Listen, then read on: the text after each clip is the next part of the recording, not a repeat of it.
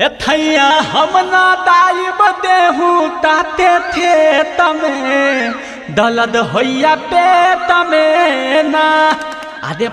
ले भाई थाल हदम थुतले रहे अरे भाई उठना था उठना रे उठ की बोलो रे भाई कथी लेते हमरा तेल में तोरा नहीं बुझल छौ दादा दुपहर भ गेलै चल ना गेहूं खेत में चोला के गेहूं काट ले हे लोग था बुझली चल हम बाबू कहल के गेहूं खेत जाले चल तो करी देखिए के है चोर वे रुक अब उठे दे ना यार उठे छियो कनी मुंह धोए दे तकर बाद चल जल्दी मुंह धुआ जल्दी चल देखिए पूरा गेहूं काट ले से चोरवा छ बुझली चल आज ठीक होले उठ चल चल चल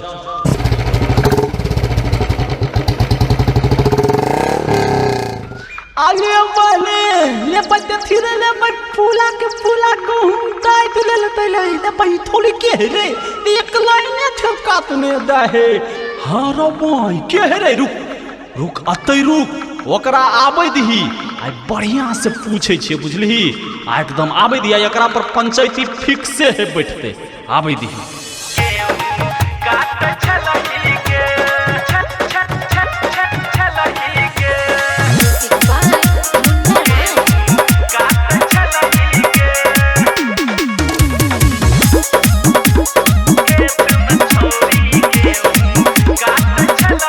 भोरे भोरे देखने रहियो हसुआ लके गलही के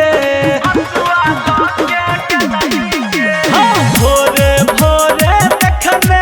रहियो हसुआ लके गलही के चादो जी के खेत में छोरी गेहूं काट छलही के चादो जी के खेत में छोरी गेहूं काट छलही के भोरे भोरे देखने रहियो हसुआ लके गलही के चादो जी के खेत में छोरी गेहूं काट छलही के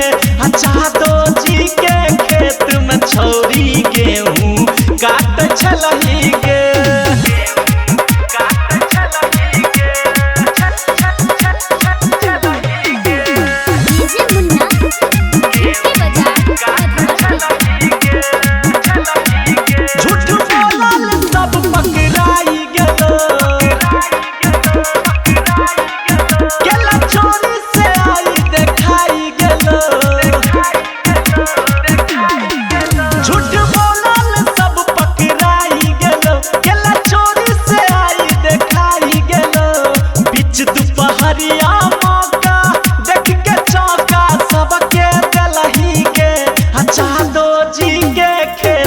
छोरी गेहूं काट छलही के चादो जी के खेत में छोरी गेहूं काट छलही के